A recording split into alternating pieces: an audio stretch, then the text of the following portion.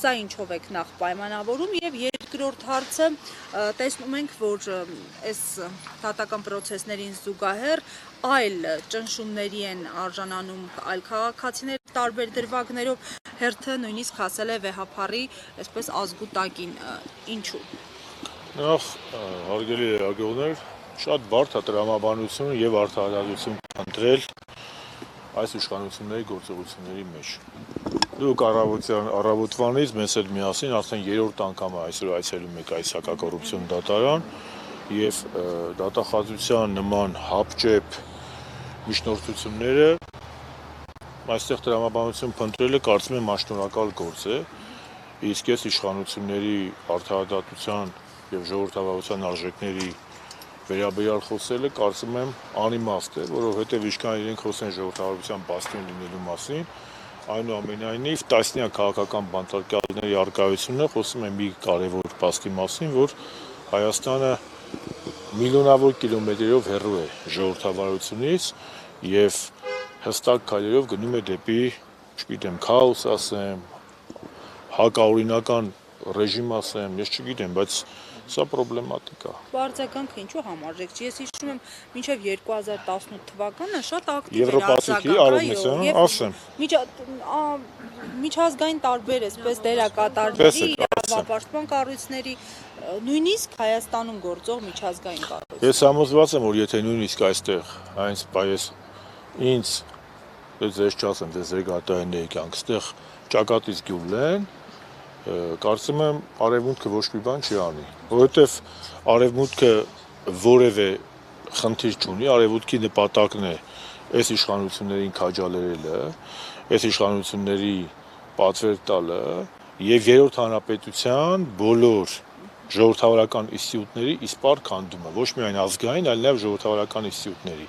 Այն 91 թվականից հետո ինչ որ մեր պետությունում ստեղծվել է, այդ իշխանությունների տարանջատման սկզբունքը, այդ գործադիր, օրենսդիր, դատական իշխանությունների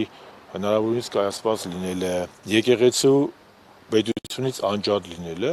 մենք տեսնում ենք, որ արևմուտքը թքած ունի սրա վրա, արևմուտքը կարմիր կանաչ լույս է տվել Նիկոլ Փաշինյանի ռեժիմին հակաօրինական գործողություններ անել։ Դուք պատկերացնում եք, եթե Հայաստանում որևէ կերոնական այլ կազմակերպության վրա այսպիսի ատելություն, այսպիսի քարկոծում լինի, արևմտյան մամուլը, արևմտյան իրավապաշտպան կազմակերպությունը ԵԽԽՎ-ից մինչև ես չգիտեմ Եվրոպական միություն ինչպիսի ռիպորտներ եւ սանկցիաներ կկիրառեն։ Դուք պատկերացնում եք, եթե մի հատ արևմտյան բարերար, արևմուտքում ապրող կամ արևմտյան ծագում ունեցող բարերարը մեր ձևով բառակապակցության համար 5 ամիս ԱԾ-ի պատվալում ուներ։ 5 րոպե չէին թողա։ Հասկանում եք, մենք ապրում ենք քաոսային իրավիճակում։ Մարդիկ նստած են ոչինչ չանելու համար։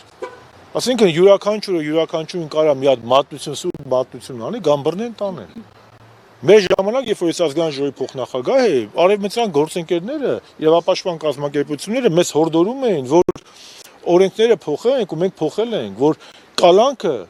կալանքի հետ միաժամանակ լինի այլընտրանքային խափանման միջոցներ, որպեսզի կալանքը որպես պատժիժ միջոց չկիրառվի։ Ցավոտ տանեմ, ում ասես, ոնց ասես, ինչ ուզում անում են։ Այստեղ իրավաբանություն, տրամաբանություն, արդարադատություն փնտրելն անշնորհակալ գործ է։ Այս ռեժիմը անում է քայլեր, որը ձեռնտու է Թուրքիայի, Ադրբեջանի ռեժիմներին եւ հավաքական արևմուտքին։ Հավաքական արևմուտքին անհրաժեշտ է, որպեսզի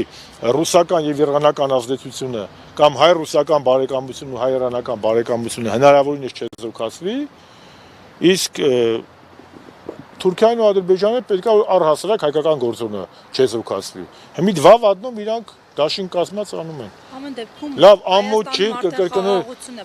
ամոթ է, չէ, լավ, հասկացանք, Սերժ Սարգսյանը պաշտոնաթող նախագահ է, հանրապետականի ղեկավարն է, բայց Արցախի հերոսը, հայոց պետականության հիմքերում կանգնած մարդ է, լավ, դուք պատկերացնեք, մենք մեզ թույլ կտայինք Ռոբերտ Քոչարյանի կամ Լևոն Տեր-Պետրոսյանի կամ Վազգեն Մանուկյանի կամ որևէ մեր պետական գործի նկատմամբ ժամը 1-3 անգամ կանչել դատարան, սա մի քիչ բանի հարց է, էլի, լավ պետությունն է, չէ, ի վերջո։ պետք է ունենալ պետական մտածողություն, չէ, առավոտից երկու պետությունից է խոսում։ Սա պետական մտածողության բացակայությունն է, չէ։ Ի վերջո աշխարհը տեսնում է, չէ։ Բայց սրտի կա ցույց տալիս բոլորիս։ Դե սրտի կա ցույց տալիս կարող է Իշմարյանում Ալիևին, ես ինչ իմանա։ Պարոն Շարմազանով եւ խաղաղության մասին, որովհետեւ այս ամենին Խաղաղություն չկա։ Առավոտյան երրորդ խաղաղության այդ թեզը ասում է, որ խաղաղությունը Զարա ջան, եկել ասեմ։ չեք նկատել ռուսական Ասեմ, ծորենն ասեմ։ եկել, ղազախականը պիտի գա։ Արցախում էլ է հիմա խաղաղ։ Ադրբեջանական ծորենն էլ կա, ադրբեջանական բենզինն էլ կա, գազն էլ կա, լույսն էլ կա, բայց հայեր չկան։ Այսօր ամենախաղաղ տարածաշրջանը տարածք հարավային Կովկասում Արցախն է, բայց հայ չկա։ Գերեզմանում էլ է խաղաղ, բայց մարդ չկա կենթանի։ Այսինքն խաղաղությունը ո՞րն է։ Դա խաղաղություն չի, դա ստերկացում է, Հայաստանի ադրբեջանացում է։ Կրկնում եմ, այլընտրանքային օրակարգը այս փուլում էլ 18-ից այս կողմ էլ, այս իշխանությունից ազատվելն է։ Որ ինչ առաջարկեք հանրությանը, Առաջարկել ենք ազգային պետություն։ Ինչի խաղաղ չի եղել մեր պետությունը։ Հնարավորինս խաղաղ չի եղել։ Դե բերեք ասենք իշխանություններն ասում են, չէ, այս ոչ մի կրակոց չենք ունեցել վերջին։ Կրակոցին չի պետք է եթե Ալիևը ինչ ասում են, խելոք տալիս են։ Կրակում են այն ժամանակ, երբ որ դիմադրություն ա լինում։ Եթե Նիկոլ Փաշինյանը ասում է Սև լճի 30%-ի համար հոկռիվ չեմ անելու, եթե Հայաստանի 240 քառակուսի կիլոմետրը օկուպացված է, իշխանությունը մատը մատին չի տալիս։ Եթե Սևանը գոյչամոյչայի ասում Ալիևը, սրանք ելնում են Ալիևի փաստաբանի դերն են վերցնում։ Եթե մեր ազգի սիմվոլները առանց ավելորդության եմ ասում, էլի, մեր Արցախի ռազմաքաղաքական ղեկավարությունը այսօր Բաքվի բանտում է, նրանց դատում են, սրանք ոչ մի բան չեն անում։ Դա է խաղաղությունը։ Ստրկացումով խաղաղություն չի լինում։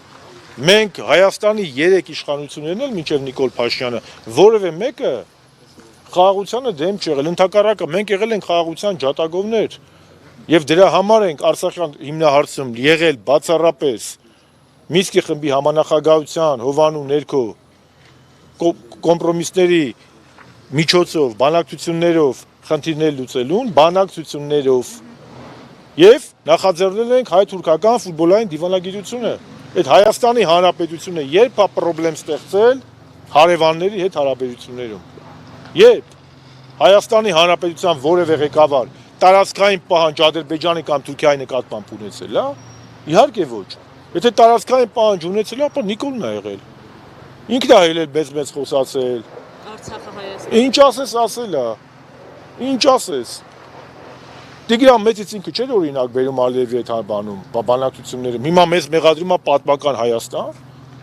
Կամ կանգնում այրեք անամոթաբար ասում է կա պատմության սպառելու եւ պատմություն ստեղծելու ժամանակը։ Յանը մինչեւ 18 թիվը պատմությունը սպառել ենք մենք, պատմության սպառող ենք եղել։ Ինքը հիմա պատմություն է ստեղծում։ Որ պատմությունը,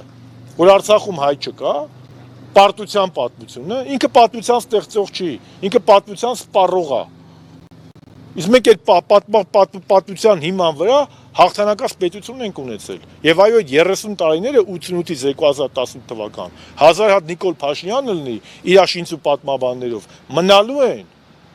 հայոց պատմության ոսկե դարը։ Շնորհակալ ենք, պարոն Շարմազանով։ Live News-ի հարգելի